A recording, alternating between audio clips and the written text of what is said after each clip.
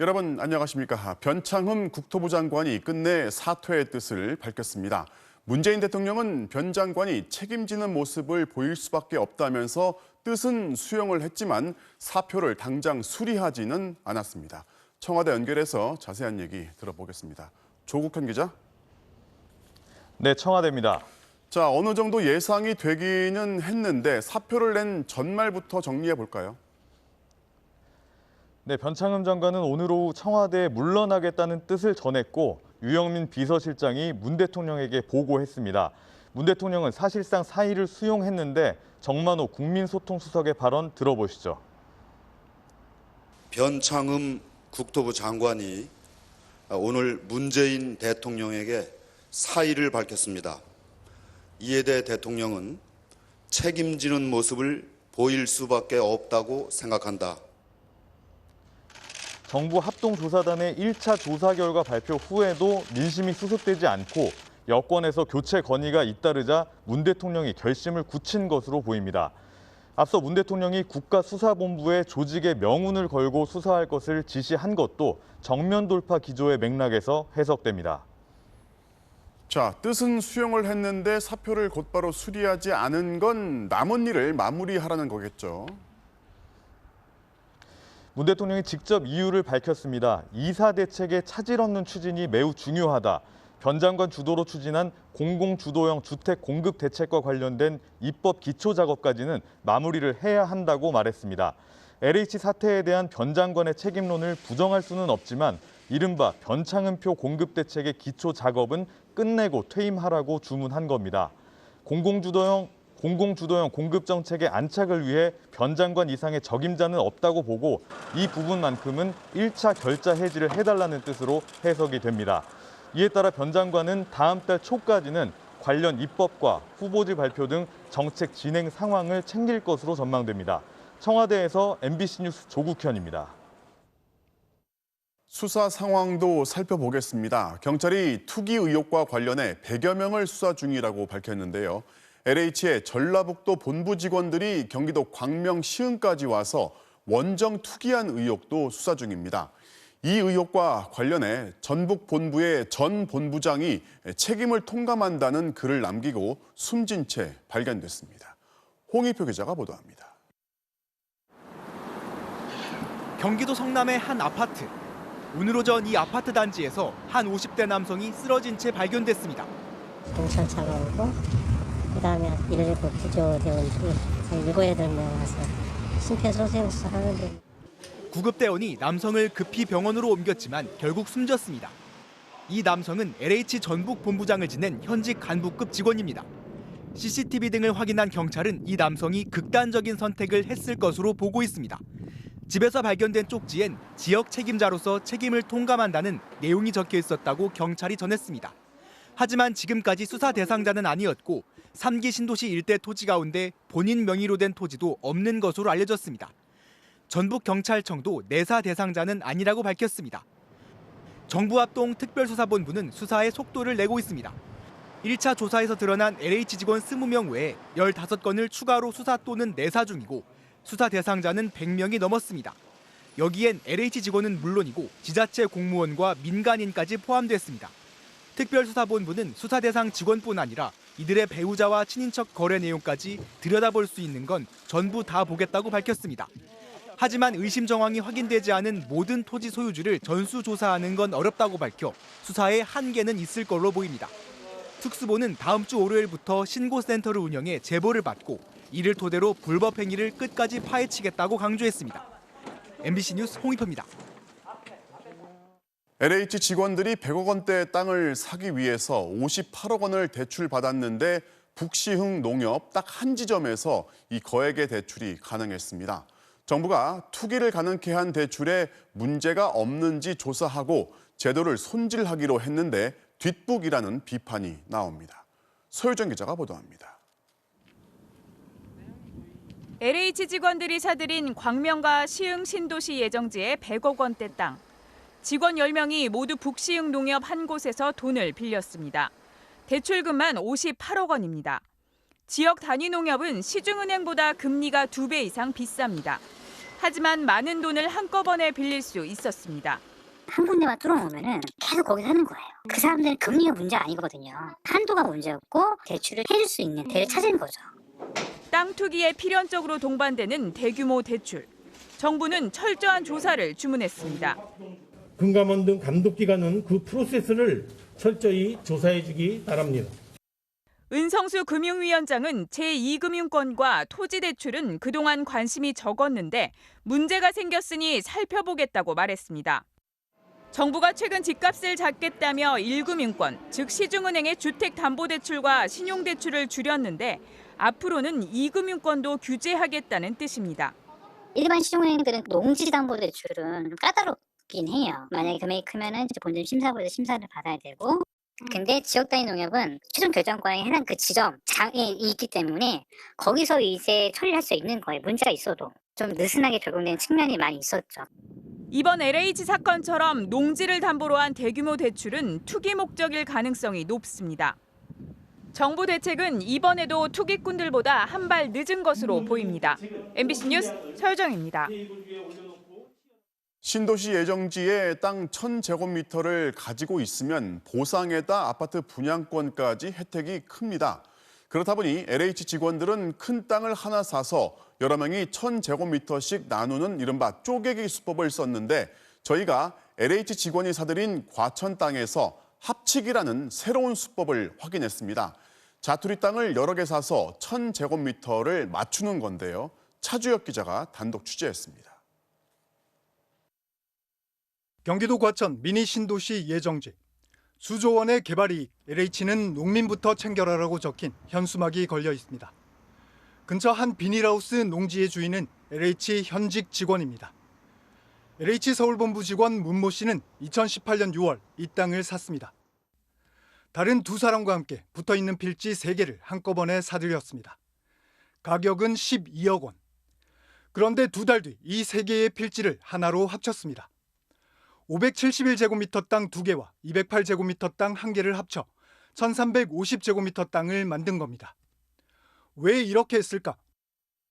LH는 1000제곱미터가 넘는 필지를 수용할 때 농지 대신 주택을 지을 수 있는 땅으로 바꿔줍니다.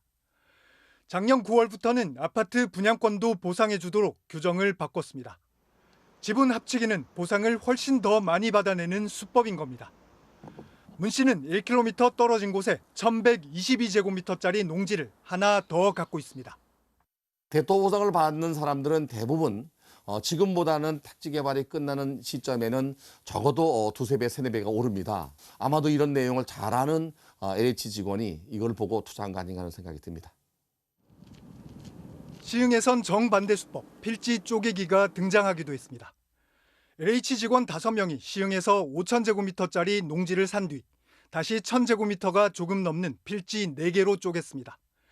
역시 분양권을 4개까지 받아내려는 목적으로 보입니다. 필지 쪼개기에 이어 필지 합치기 수법까지. LH 직원들의 전문 지식은 이렇게 보상을 최대한 많이 받아내기 위한 투기 수법으로 활용됐습니다. 필지 합치기 수법을 쓴 문 씨는 수도권 공공주택지구의 인허가 업무를 맡고 있었습니다. 현재 직무 배제된 채 수사를 앞두고 있습니다. MBC 뉴스 차주혁입니다. 신도시 땅 투기 의혹이 정치권으로 번지자 민주당이 선제적으로 국회의원 300명 전수조사를 제안했는데 어제는 수용 의사를 밝혔던 국민의힘이 오늘은 민주당이 먼저 하라고 입장을 바꿨습니다. 또 민주당이 특검을 추가로 제안했지만 국민의힘은 검찰이 낫다면서 반대했습니다. 조명아 기자입니다. 어제만 해도 시동이 걸리는 듯했던 초유의 국회의원 300명 전수조사. 부동산 전수조사를 국회의장님과 국민의힘에 제안합니다. 한번 해보죠. 300명 다. 근절해야죠. 취지에는 행복합니다. 하루 만에 사실상 없던 얘기가 됐습니다. 민주당이 바로 행동에 옮기자며 속도를 내자 정보 제공 동의서부터 여야가 함께 신속히 제출했으면 좋겠습니다. 국민의힘이 물타기용이라며 여당 보고 먼저 하라고 받아친 겁니다. 국민들의 비난을 피하기 위해서 야당을 같이 끌고 들어가는 것이 아닌가. 민주당 소속의 책임 있는 사람들부터 철저히 좀. 국민의힘 당 차원의 논평도 당장 여야 의원 300명의 부동산 투기 전수조사에 착수하자에서 전수조사 물타기를 국민들이 두 눈 부릅뜨고 지켜보고 있다로 달라졌습니다. 특검을 두고도 여야 입장이 갈렸습니다. 발단은 민주당 박영선 후보의 제안이었습니다. 시민들이 신뢰하지 않습니다. 특검을 정식으로 건의합니다. 민주당은 즉각 수용 입장을 밝혔는데 국민의힘은 시간 끌기용이라며 특검 대신 검찰 수사를 주장했습니다. 왜 빠른 길인 검찰 수사를 놔두고 먼 길인 특검으로 돌아가려고 하는 것입니까? 정의당도 특검을 하자는 건 박 후보의 시간 벌기로 보인다며 반대 입장을 밝혔습니다. 반면에 무소속 홍준표 의원은 국민의힘을 향해 특검도 전수조사도 반대하고 셀프조사나 하자고 하냐며 도대체 야당이 뭐가 캥겨서 뒷걸음질 치냐고 비판했습니다. MBC 뉴스 조명아입니다. 정부가 수도권 2단계, 비수도권 1.5단계인 지금의 거리두기 단계를 앞으로 2주 동안 더 연장하기로 했습니다. 전국적으로 5인 이상 모임 금지도 계속되는데요. 하지만 상견례나 돌잔치 같은 일부 가족 행사의 경우는 모임 제한 조건을 완화했습니다. 김아영 기자가 달라진 내용 설명해드리겠습니다. 코로나19 집단 감염이 자주 발생하는 수도권 목욕시설의 운영 시간이 밤 10시로 제한됩니다. 샤워 시설이나 옷장도 한 칸씩 띄었어야 하고 세신사와는 대화할 수 없습니다. 사우나와 찜질 시설은 운영할 수 있지만 이용자 간 1m 거리를 둬야 합니다. 우리 때문에 전체가 다 닫는 일을 생기니까 이게 사실 다 겁나는 거잖아요. 하라는 데는 다 할 겁니다. 다들 하면 닫고. 수도권 식당이나 카페 영업시간은 지금처럼 밤 10시까지로 제한되고 5인 이상 모임 금지도 전국적으로 2주간 연장됩니다. 정부는 다만 거리두기가 장기화되면서 생기는 불편을 해소하기 위해 일부 조치를 완화하기로 했습니다. 6살 미만 영유아를 동반하거나 결혼을 위한 상견례, 또 직계 또는 거주 공간이 같은 경우 5인 이상 모임 금지에서 제외됩니다. 그러나 최대 8명까지만 모일 수 있습니다. 돌잔치 전문점도 결혼식장이나 장례식장처럼 인원을 제한해 운영할 수 있게 됐습니다. 연락은 왔으나 저희도 이제 확실하게 진행할 수 있는 방법이 없어가지고 있었는데 이제 다음 주 월요일부터 시행하게 되면서 예약 문의가 2~3배 정도 는 것 같고요. 비수도권의 경우 밤 10시로 한정됐던 유흥주점과 단란주점 등 유흥시설의 운영시간 제한이 사라집니다. 비수도권의 유흥시설에 대해서는 이용인원 제한, 테이블 이동 금지 등 강화된 방역수칙을 적용하며 운영시간 제한을 해제합니다. 오늘 코로나19 확진자 수는 488명, 나흘 연속 400명대로 언제든 큰 폭으로 늘어날 수 있는 위험이 여전합니다. 방역당국은 순조로운 백신 접종과 4차 유행 방지를 위해선 현재 거리두기와 방역조치 유지가 필요하다며 국민들의 협조를 당부했습니다. MBC 뉴스 김아영입니다. 최근 유럽에서 아스트라제네카 백신을 맞고 혈전이 생겨 사망하는 사례가 발생하면서 일부 국가들이 백신 접종을 잠시 중단하고 있습니다. 자, 그렇다면 우리는 계속 접종을 해도 되는 건지 불안해하시는 분들도 계실 텐데요. 일단 백신과의 인과관계가 확인되지 않은 데다 사망 사례가 발생한 특정 제조 번호의 백신은 국내에 수입되지 않은 것으로 확인됐습니다. 박진주 기자가 취재했습니다. 유럽에서 아스트라제네카 백신을 접종한 후 혈전, 그러니까 혈관 속에서 피가 굳어진 덩어리가 생겨 사망한 경우는 모두 4건입니다. 이탈리아에서 남성 2명, 오스트리아에서는 40대 간호사가, 덴마크에서는 60대 여성이 백신을 맞은 뒤 혈전과 관련된 질병으로 숨졌습니다. 문제가 된 백신은 ABV5300과 ABV2856 두 개의 제조 번호로 유럽에서 생산된 제품으로 알려졌습니다. 사망자가 발생하자 이탈리아와 오스트리아 등 7개 국가가 해당 번호의 백신 접종을 중단했고 덴마크와 노르웨이 등 3개국은 아스트라제네카 백신 전체에 대한 접종을 중단했습니다. 하지만 유럽의약품청을 비롯해 영국과 프랑스, 독일 보건당국들은 백신과 혈전 생성과의 인과관계는 확인되지 않았다며 접종을 계속해야 한다는 입장을 밝혔습니다. 유럽에서 백신을 맞은 500만 명 중 혈전 색전증 사례가 30건 보고되는데 일반적으로 혈전이 발생하는 사례보다 더 많지 않다는 겁니다. 접종자에서의 통계랑 비접종자에서의 그 통계를 보게 되면 큰 차이가 없어요. 그래서 백신과 인과관계가 증명된 사례가 없거든요. 혈전증 자체가. 아스트라제네카사도 1,000만 건 이상의 데이터를 분석한 결과 폐색전증이나 심혈관 혈전증 위험이 증가했다는 증거는 없었다는 공식 입장을 내놓았습니다. 우리나라는 아스트라제네카 백신이 국내에서 생산되다 보니 문제가 된 백신과 같은 제조 번호의 백신이 수입되지 않았고 52만 6천여 건의 접종이 진행됐지만 현재까지 혈전이 생긴 사례는 보고되지 않았습니다. 전문가들은 기저질환이 있는 경우라면 더욱 혈전을 우려해 백신 접종을 피해서는 안 된다고 강조했습니다. 그런 기저질환이 있는 사람들이 코로나에 더 취약해요. 코로나19라는 질병 자체가 혈관의 염증을 일으키거든요. 어떻게 보면 우선 접종 대상자죠. 정부는 상반기까지 1,200만 명에 대한 1차 접종을 마치는 걸 목표로 다음 주 월요일 2분기 예방접종 계획을 발표할 예정입니다. MBC 뉴스 박진주입니다. 경남 진주의 한 사우나에서 100명 가까이 집단 감염이 발생했습니다. 의심 증상이 있는데도 매일 사우나를 찾았던 한 50대 여성을 시작으로 확진자가 잇따르고 있습니다. 아직 접촉자들에 대한 검사가 끝나지 않은 상황이어서 확진자가 더 늘어날 것으로 보이는데요. 신동식 기자가 취재했습니다. 경남 진주시의 주택가에 있는 한 사우나입니다. 입구에는 집합금지 안내문이 붙었고 한낮인데도 지나가는 사람을 찾아볼 수 없을 정도로 썰렁합니다. 이 사우나를 통해 100명 가까운 확진자가 나왔기 때문입니다. 감염의 시작은 한 50대 여성으로 의심됩니다. 사우나 월 이용권을 갖고 있던 이 여성은 지난 5일부터 오한과 기침 등 의심 증상을 보였고 그 무렵 엿새 동안 이곳을 매일 이용한 것으로 조사됐습니다. 주택가 한가운데에 있는 이 사우나의 특성상 인근 주민들도 자주 찾았고 환기가 되지 않는 내부에서 집단 감염으로 이어진 겁니다. 목욕장업은 그 특수성으로 인해 감염의 매개 장소로서 감염 위험이 아주 높습니다. 확진자와 접촉한 382명 가운데 30%에 가까운 92명이 이틀 새 잇따라 확진 판정을 받았습니다. 사우나 업주와 여기에서 상시 근무하는 종사자까지 감염됐습니다. 하지만 접촉자에 대한 검사가 끝나지 않아 확진자는 더 늘어날 것으로 보입니다. 진주시는 지난 3일부터 10일 사이에 이 목욕탕을 방문한 사람들에게 보건소 선별진료소를 방문해 검사를 받을 것을 당부하고 있습니다. 지역사회의 불안감이 높아지면서 보건소에 마련된 선별진료소에는 검사를 받으려는 사람들이 몰렸습니다. 방역당국은 이번 주말부터 2주 동안 진주의 사우나 98곳에 대해 집합금지 조치를 내렸고 사회적 거리 두기도 2단계로 격상하기로 했습니다. MBC 뉴스 신동식입니다. 미얀마 쿠데타 이후 군 경의 총격에 숨진 시민들 이제 70명에 달하고 있습니다. 우리 정부가 미얀마의 최루탄과 군용물자 수출을 금지하는 등 대응 조치에 나섰습니다.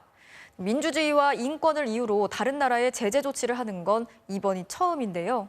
조효정 기자가 전해드리겠습니다. 3살 배기 아이의 아버지인 25살 친민뚜. 아내에게 미안하다는 인사를 마지막으로 시위 현장에 섰습니다. 결국 싸늘한 시신으로 돌아온 남편 앞에서 임신한 아내는 하염없이 눈물만 흘립니다.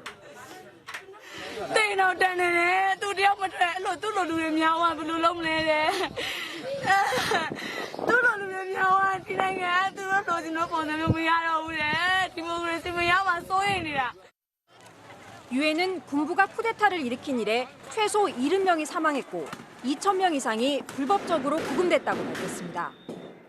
More than half of those murdered were members of Generation Z or young people under the age of 25. 군부는 한술 더 떠 아웅산 수치 국가고문에게 뇌물수수 혐의까지 덮어씌우며 징역 24년형을 선고할 명분을 만들었습니다.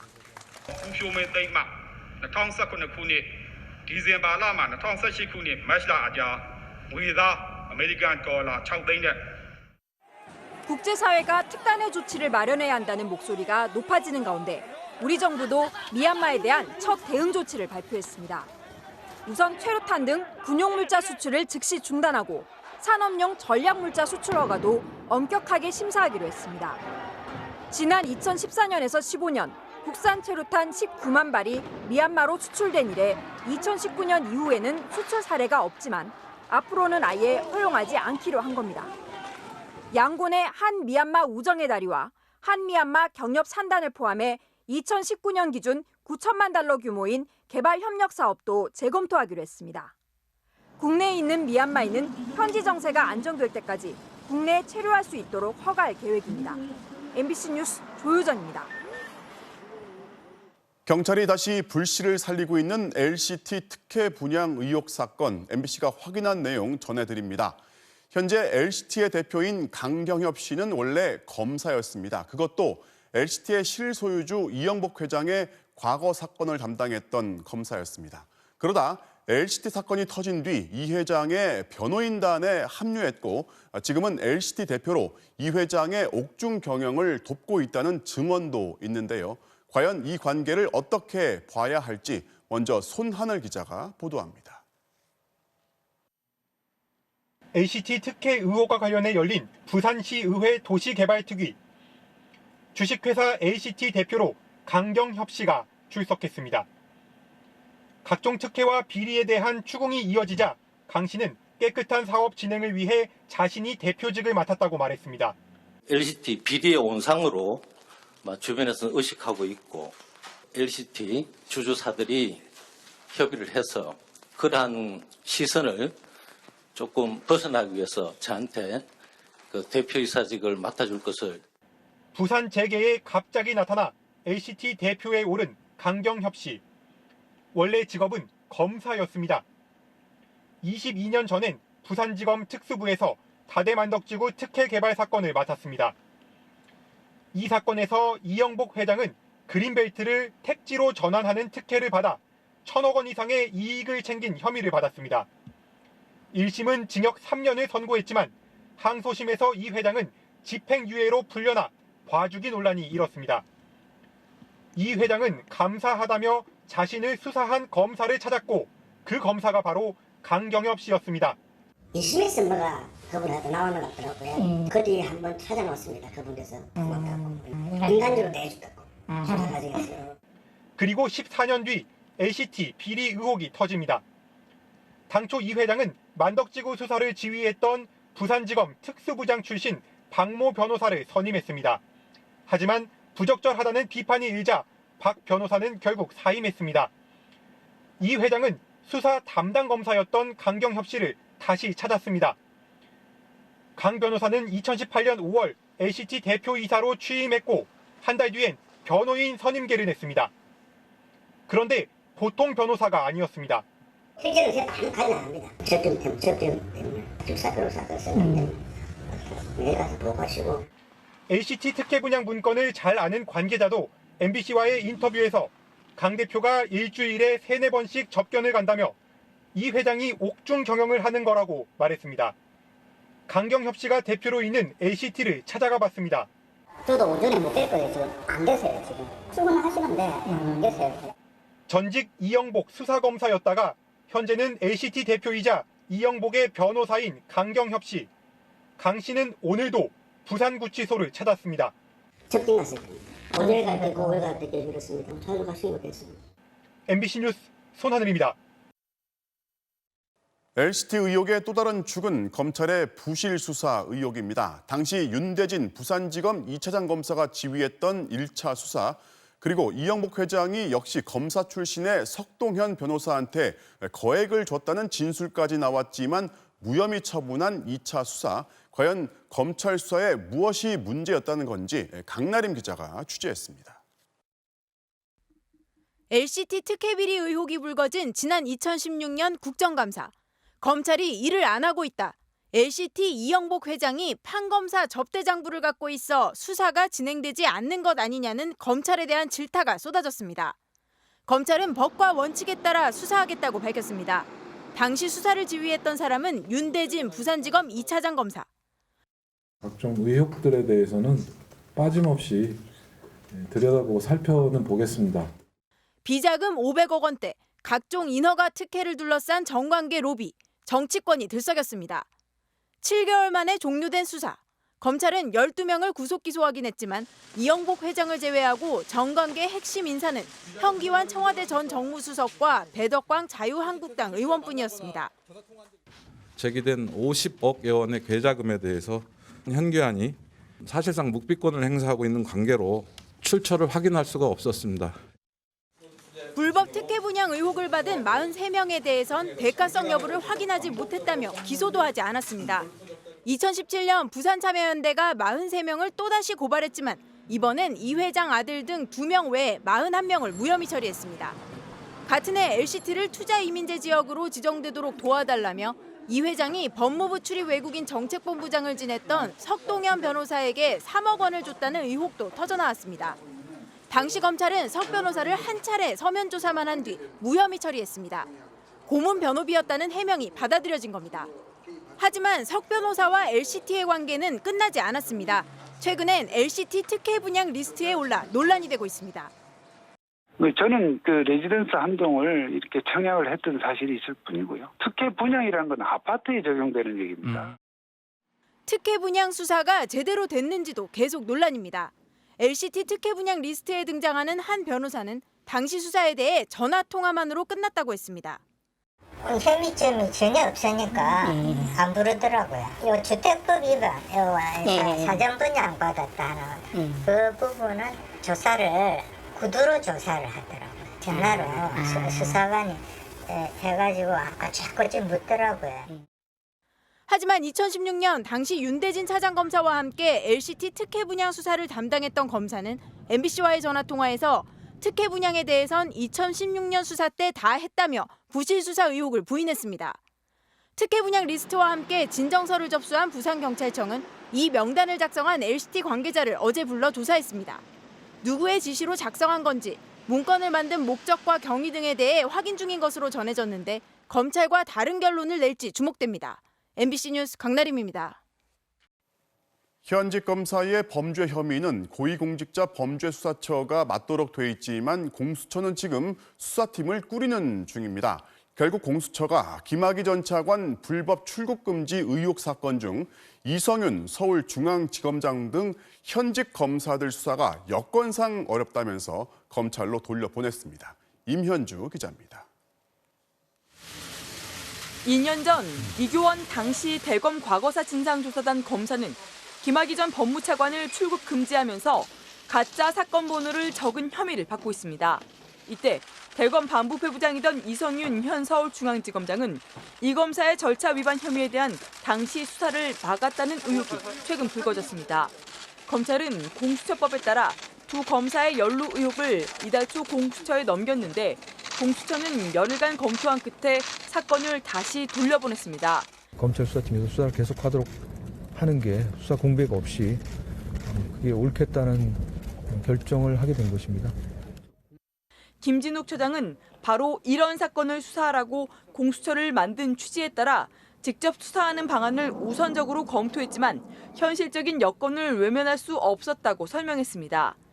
아직 검사 선발도 못한 공수처가 사건을 들고만 있다간 오해를 받을 수 있다는 겁니다. 무슨 봐주기라든지 문객이라든지 이런 지금 길지 않은 기간 3, 4주이긴 합니다만 그래도 그 기간에도 지금 그렇다는 그런 논란을 좀 피하고 싶다는 말씀입니다. 수사팀만 꾸려지면 법에 따라 사건을 다시 가져와 수사하거나 재판에 넘기는 절차라도 공수처가 맡을 수 있다며 여지는 남겼습니다.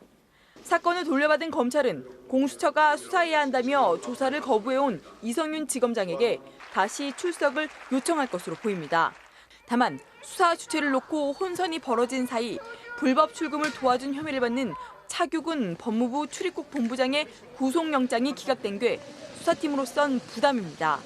검찰 내 사정도 수사 전망을 흐리고 있습니다. 검사 6명을 투입하며 이 수사에 힘을 실어줬던 윤석열 전 총장이 검찰을 떠난 데다 주요 수사 대상인 이성윤 지검장은 후임 총장 유력 후보 중 한 명으로 거론됩니다. MBC 뉴스 임현주입니다. 경북 구미의 한 빈 집에서 3살배기 아이가 숨진 채 발견된 사건. 실제 이 아이의 친어머니로 드러난 40대 외할머니는 구속된 이후 진술을 거부하고 있습니다. 경찰은 친아버지로 의심되는 남자들을 잇따라 조사했는데 유전자가 일치하는 대상은 아직 찾아내지 못했습니다. 또 이 여성이 빼돌린 것으로 보이는 진짜 친손주, 그러니까 딸이 낳은 아이는 어떻게 한 건지 의문점이 한두 가지가 아닙니다. 손은민 기자가 취재했습니다. 숨진 3살배기의 친엄마로 밝혀진 48살 A씨가 결국 구속됐습니다. 자기가 낳은 아이를 큰딸의 아이와 몰래 바꿔치기 하고 대신 이 손녀를 어디론가 빼돌린 혐의를 받고 있습니다. 법원은 유전자 검사 결과 등을 봤을 때 범죄 혐의가 소명된다고 봤습니다. 하지만 A씨는 모든 혐의를 부인한 채 진술을 거부하는 것으로 전해졌습니다. 본인 아이가 아니라고? 아닙니다. 그럼 본인이 낳으신 딸은 어디? 아니에요. 저는 딸 낳은 적이 없어요. 경찰은 숨진 3살 아이의 DNA가 A씨의 것과 일치한다는 점에서 친모가 분명하다고 보고 있습니다. 다만 A씨가 아이의 출생 신고를 했거나 병원에서 진료한 내역은 전혀 찾을 수 없었다고 밝혔습니다.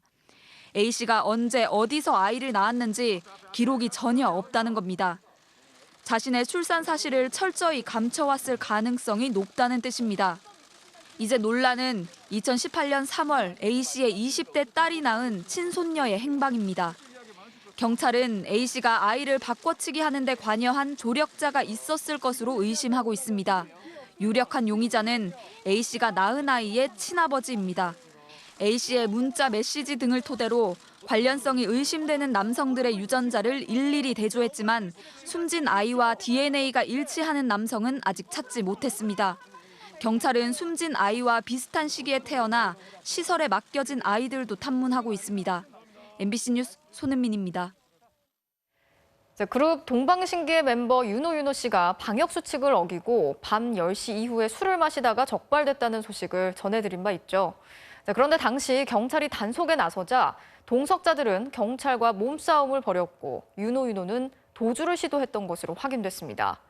경찰은 공무집행 방해 혐의로 동석자들을 입건하는 방안을 검토하고 있습니다. 김수근 기자가 단독 취재했습니다. 서울 강남구 청담동에 있는 한 상가 건물. 4층에는 뭐가 있는지 간판도 없고 불투명 유리로 돼 있어 내부도 잘 보이지 않습니다. 안으로 직접 들어가 봤습니다. 길게 뻗은 복도 양쪽으로 방이 여러 개가 보이고 여성들이 수시로 드나듭니다.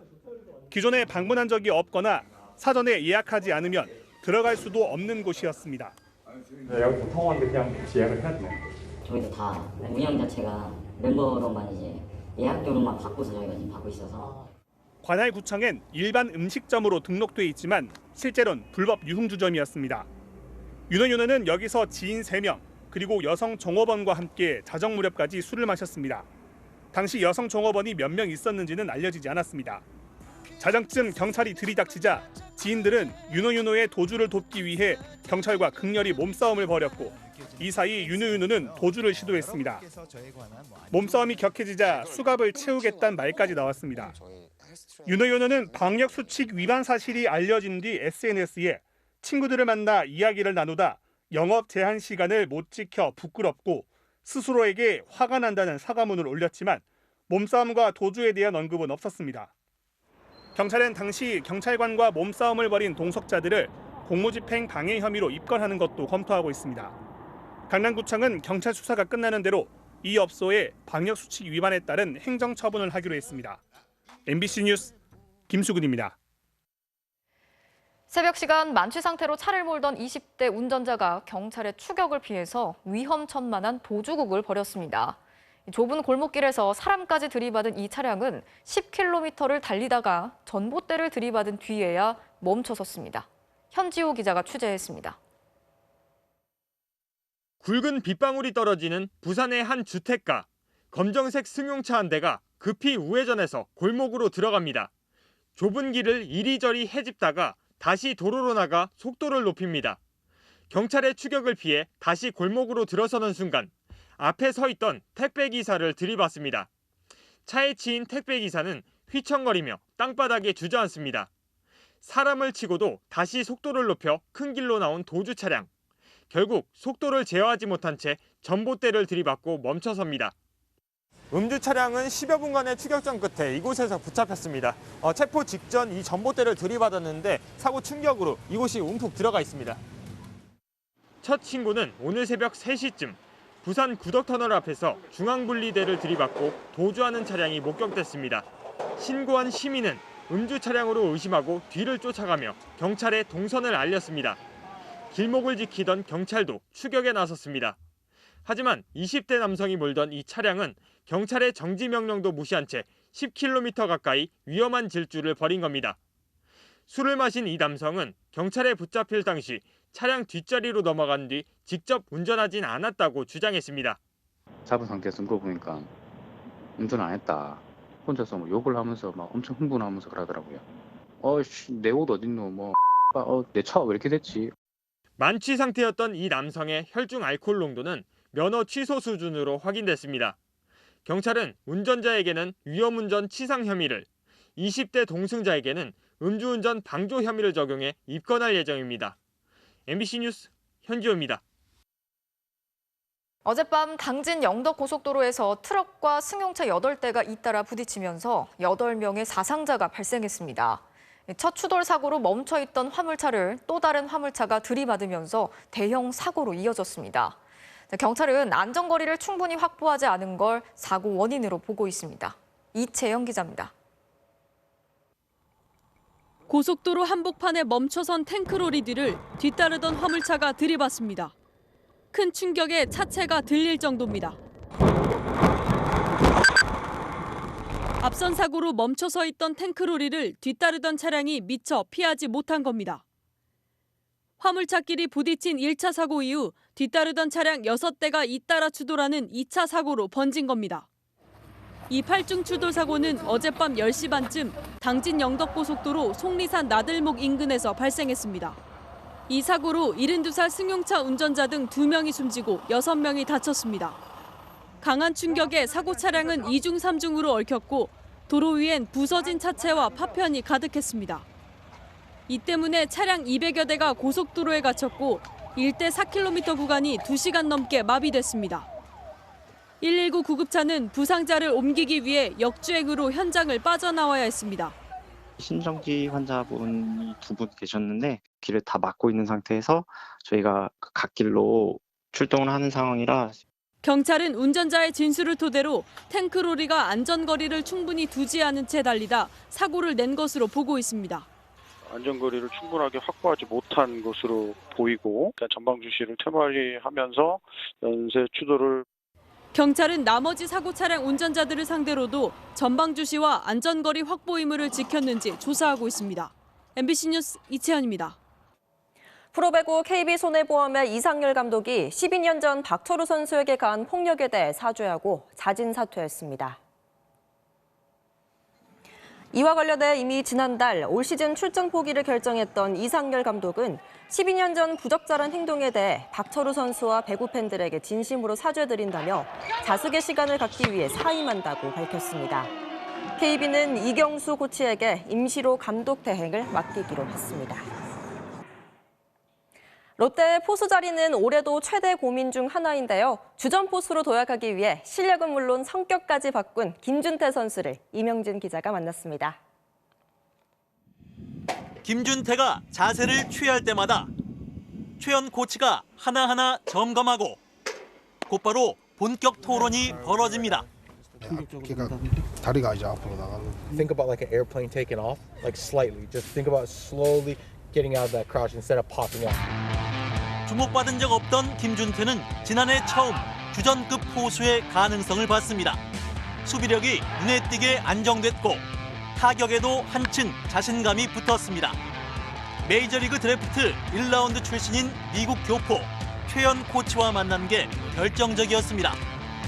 제가 원래 눈치를 많이 보는 성격이라서 근데 작년부터는 좀 코치님이 마음을 편한 느낌을 많이 받아서 잘 했던 것 같아요. 최연 코치와 끊임없이 소통하면서 기막힌 명장면을 남기기도 했습니다. I'm always protecting our catchers. For me, the catching position, both of our catchers, they're the wong. 여전히 경쟁 중인 롯데 주전 포수에 가장 근접해 있는 김준태. 이젠 수줍음 대신 의욕을 불태웁니다. 끝내기 안타든 홈런이든 그게 다 이제 결정적일 때 하는 거기 때문에 그런 상황이 오면은 저한테 왔으면 좋겠다는 항상 그런 생각을. I'm really proud. I mean, blocking, receiving, everything. But if there's one thing we need to improve on, we need to improve on his interview skills. No. MBC 뉴스 이명재입니다.